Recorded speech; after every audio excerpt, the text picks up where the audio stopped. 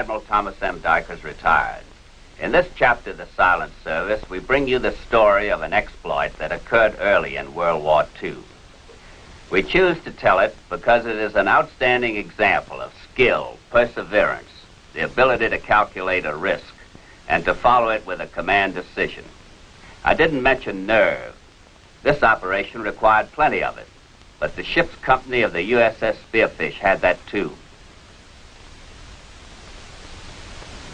On the day our story opens, the Spearfish had been on patrol off Luzon in the Philippines for 45 days, under the command of Lieutenant Commander James C. Dempsey from Mystic, Connecticut.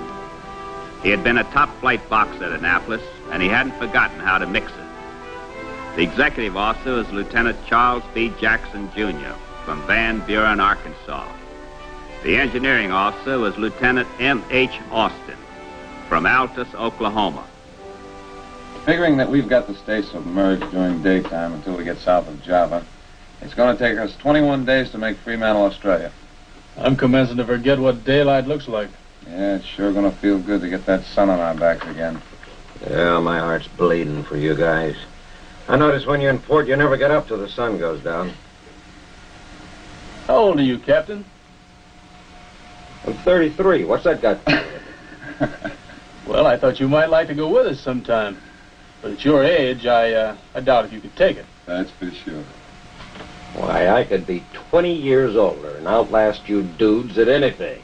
Oh, now, wait a minute, Captain. Those Aussies have some games down there they don't even have a name for. You know, every time I look at the chart of Australia, I can just taste that bitter beer. Message, Captain. Well, looks like you're going to have to do your tasting by remote control a little while longer, Si. This orders us into Corregidor tomorrow night to take out some important people. Rendezvous set for 10 o'clock. You suppose it could be MacArthur? I don't know. Could be. Let's take a look at the local chart. The Japanese are running a patrol around the rock, but we ought to be able to move in on the surface to a point of about 20 miles before they force us under. If we can, it'll give us a nice, easy run-in tomorrow, submerged. Yeah, leave enough in the battery to get out again if we don't get a chance to recharge. We'll dive right here, Charlie. Hey, Pop, the chief of the boat knows everything. When do we get back to Australia? We don't. We what? All I know is we're headed for Corregidor and we're turning up full speed to get there. Oh, that does it. Them apes on the sailfish will beat me to it again. They headed for the barn yesterday. Hey, I'm the one who knows what gives. Who told you? The captain. All right. If them monkeys on the sailfish beat you to that same redhead in Fremantle, they'll be doing you a favor. Now, wait a minute, Pop. I got a great gal there. So would everybody else. The Spearfish headed for Corregidor under the cover of night. Since she could cover only about 40 miles submerged without recharging, Skipper had intended to run the last 20 miles underwater. However, the enemy had other ideas.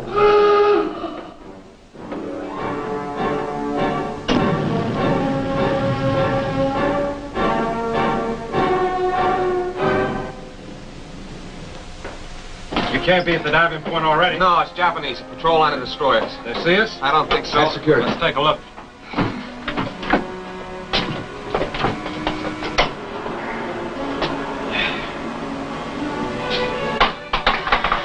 They're a little on the starboard bow, Captain.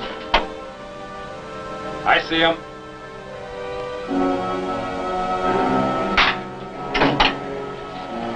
It is milling around out there. Well, if they'd seen us, they'd be barreling over this way by now. Yeah, you're right. We'll just go deep and ease by them. Take her down to 250 feet. 250 feet. Aye, aye, sir. 10 degrees down, Bubble.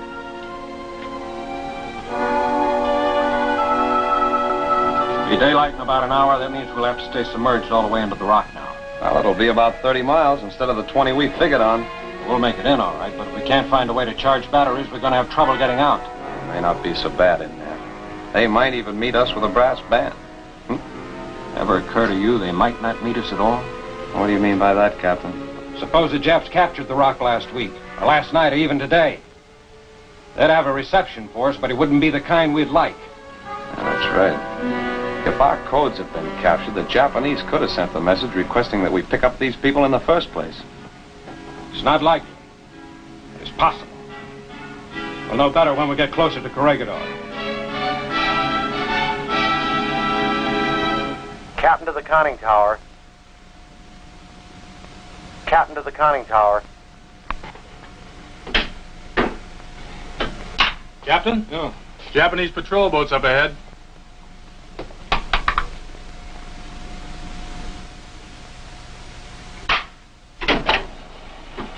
They are more than 5 miles from Corregidor.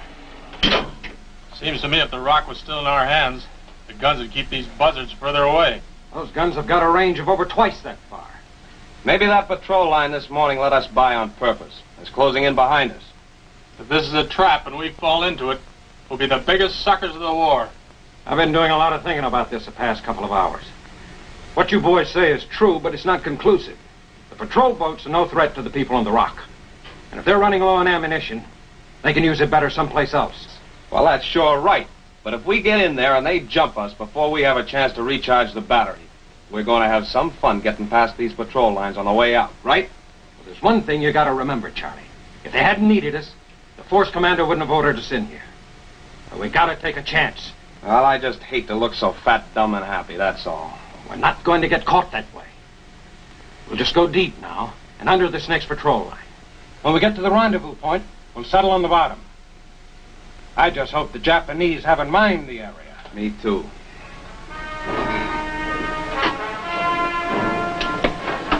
I have men standing by to destroy all the secret papers and equipment. Pop Anderson's rigging some extra bunks in the torpedo room. Fine. Si, you know the arrangements for destroying the secret matter. Yes, sir. Well, now look, no matter what happens up there, I don't want you to come topside. If the people who board us turn out to be Japanese, or if we get shot up, I just want you to close the hatches and die. The ship must not be captured. Aye, aye, sir. Now, how much battery have we got left? No, it's well over half gone. It'll never take us past the outer patrol line. We've got to charge. Darken the control room and conning tower. Aye, aye, sir. Get the gun crews ready. Gun crews, assemble in the control room. Gun crews, assemble in the control room.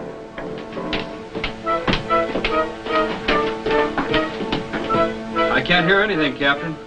It's all clear. Very well. Everything's ready, Captain. All right, let's go, Julian. Surface!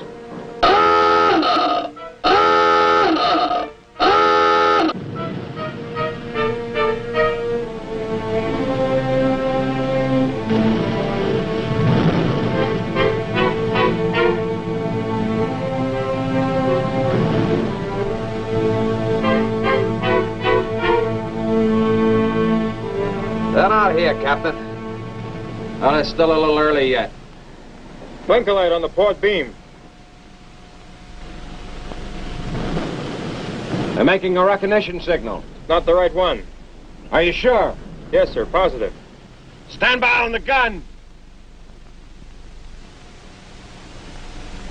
Hey, you all. Is that the Spearfish?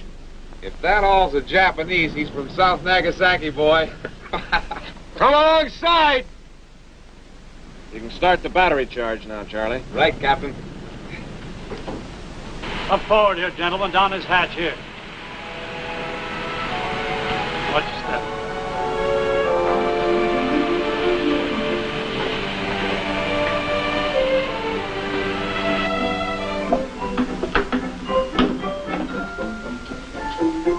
Hey, a Dave. Oh, it can't be. It's just the Army. Army? Hello. Hello. Hey, you know something? This is just like hitting a jackpot. You're telling me. Where do we go? You know, we've been preparing for you girls all afternoon. Now, here's a nice bunk right here. Yeah, right here. Yeah, right here. You gentlemen will find your bunks in here. You girls follow me. We're going to give you the chief's quarters, all to yourselves. Oh, that sounds nice, but won't we be taking up too much room? Well, now, you haven't seen the chief's quarters, miss.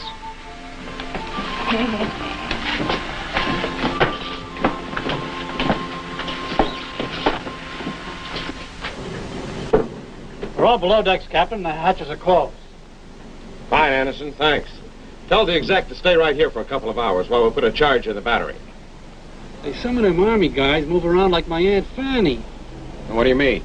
Well, they wouldn't lift anything heavy and they sashayed around like dolls. Well, you had a good reason to. They are dolls.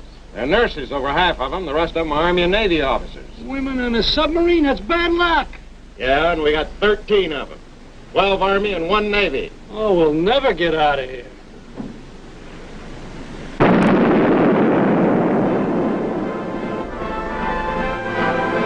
Patrol boats, we gotta get out of here. Secure the charge. Clear the bridge. Dive! Dive!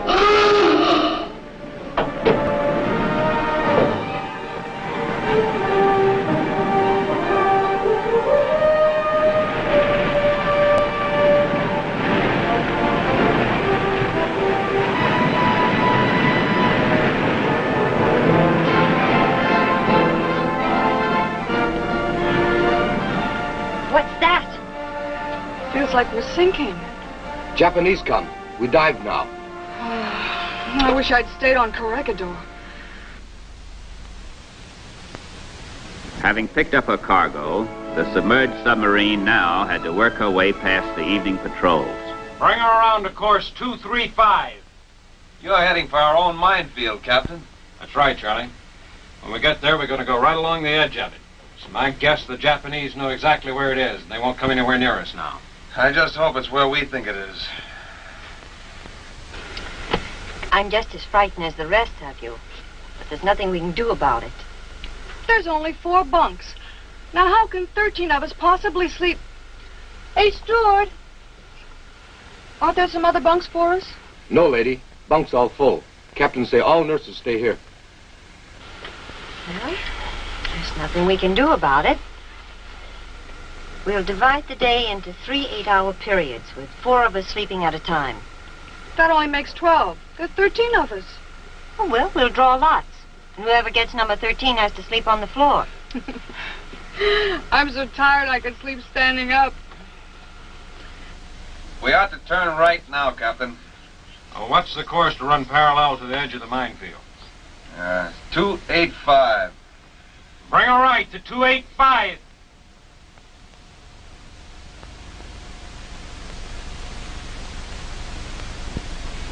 The patrol boats have stopped their propellers. It's working. They won't come any closer.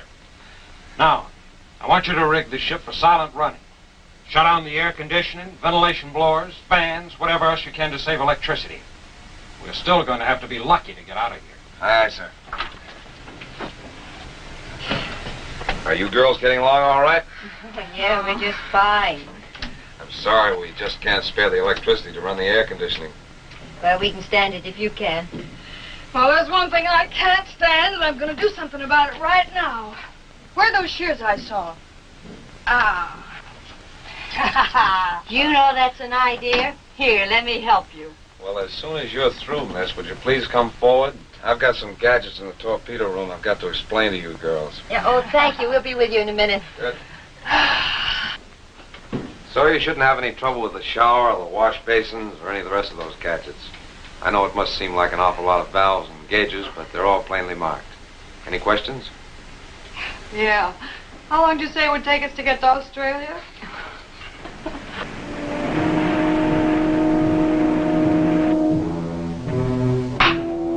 I don't see a thing, Charlie. Maybe this is our chance. It's an hour and a half before daybreak. If we can charge the batteries that long, we can thumb our noses at them tomorrow. Yeah. Propeller noise is bearing 105. Up scope.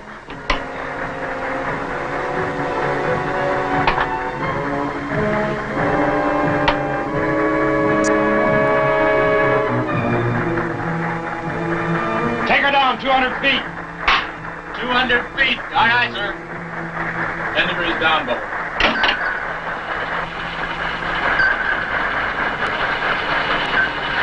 He started up his search gear. He's passing overhead.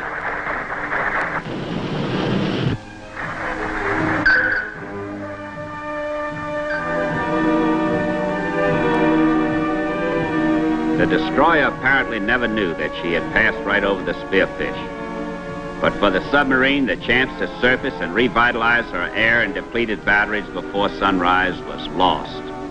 And to surface in those waters in daylight was suicide. It was bad enough on the old hands, and the passengers were having a rough initiation. I haven't had a chance to welcome you girls aboard. My name is Dempsey. I'm the commanding officer. Are you comfortable? Comfortable? In this heat?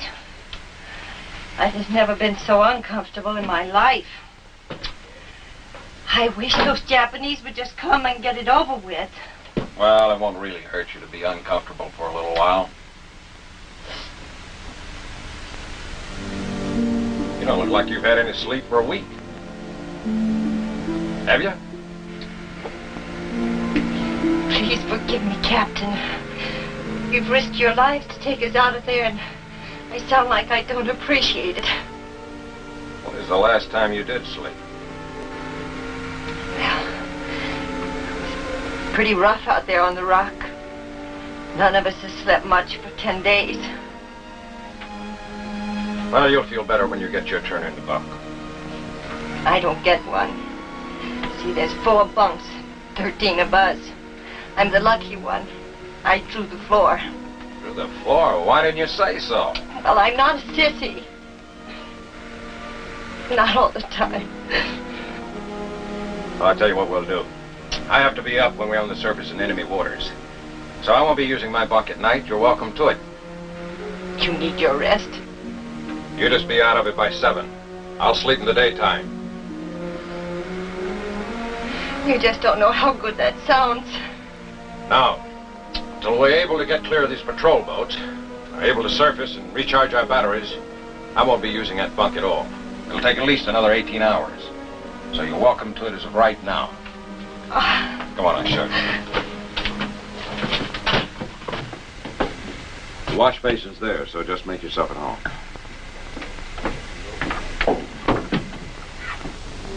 At last, the welcome cover of darkness descended. I don't know how we made it. It doesn't figure. Battery company must have built in some good gremlins. God bless them. Well, let's get some air. Surface!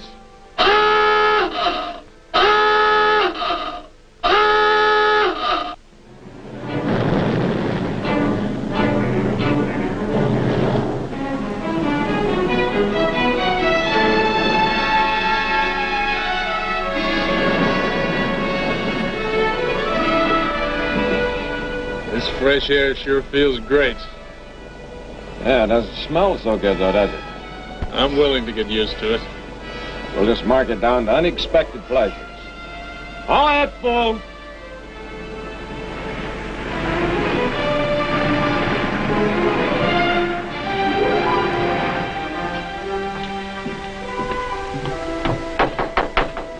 Yes, who is it? Stewart, lady.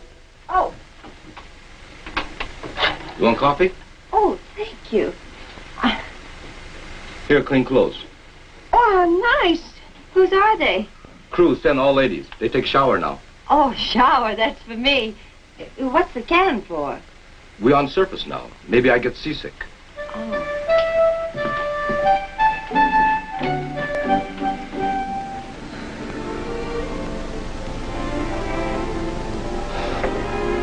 Hi. Hi. Permission to come on the bridge? Permission granted. With pleasure.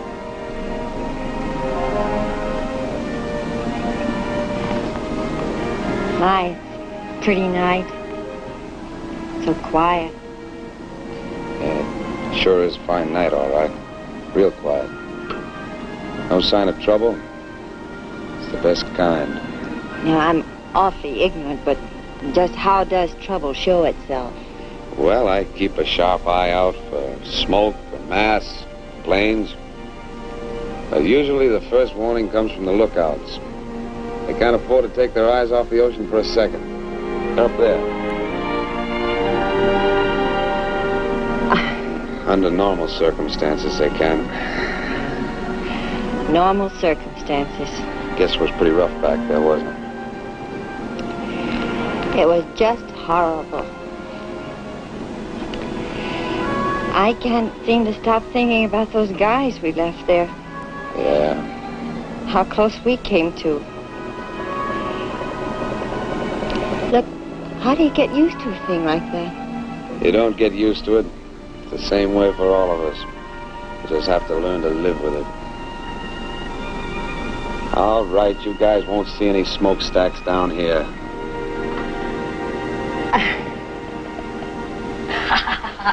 Woo! I don't have to wait, do I? No, dig right in. Oh, a head of lettuce. I've been waiting 6 months for this. This is heaven.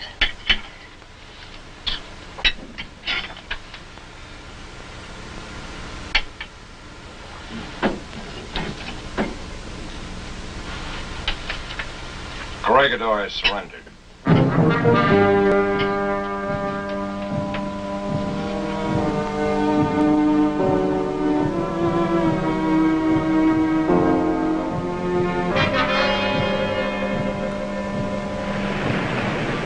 When the Spearfish reached the relative safety of the Indian Ocean, two phenomena occurred, both natural. The weather was cooling off, and the eternal feminine emerged. Every time I look at my face, I shudder. Give me the lipstick, will you? I'm sorry, it's all gone. All gone? Well, how long do you think one lipstick can last with 13 of us using it? Well, don't worry. I'll have the auxiliary man make you some out of red lead. It's no joking matter. It's bad enough to go ashore with cut-off dungaree shorts and field shoes. And now no lipstick. And they say it's cool in Fremantle at this time of the year, too. Yeah, I know. And Mr. Jackson says the breezes blow up the river. That's right, they do. I tell you what, maybe we can sneak ashore when it gets dark. Now, how can you disappoint 1,000 men? You mean 1,000 men will be on that dock when we get there? Why, sure. Maybe more. Oh, no.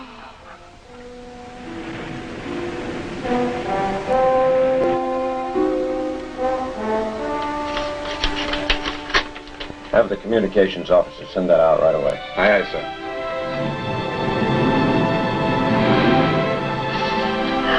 Dresses! Hey, look, stockings! Oh, high-heeled shoes! We'll be alongside the dock in 1 hour. All hands shipped to clean uniform of the day. The clean uniform of the day. You heard him, girls. Let's get into it. With her passengers now properly uniformed, the Spearfish finally entered the great Allied base at Fremantle.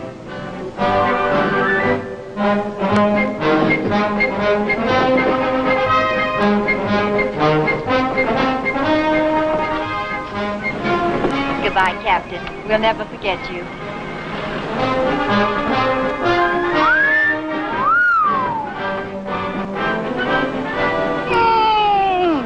That's from all of us to the whole ship's company. Thank you.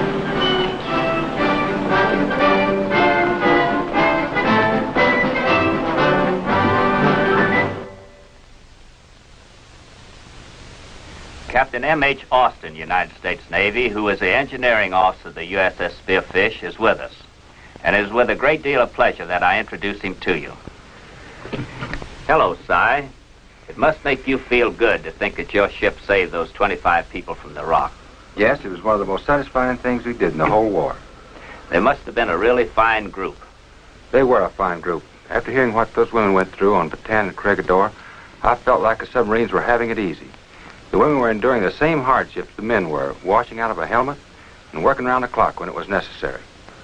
The nurses had such a nice life in peacetime that we used to wonder whether they could take it when the going got rough. They showed they could throughout the whole war, and my hat's off to them. Yes, and I'm sure the nation's hat is off to you and the fine crew of the USS Spearfish. It has been a real honor to have had you with us. Please be with us again when the Silent Service brings you another exciting submarine story.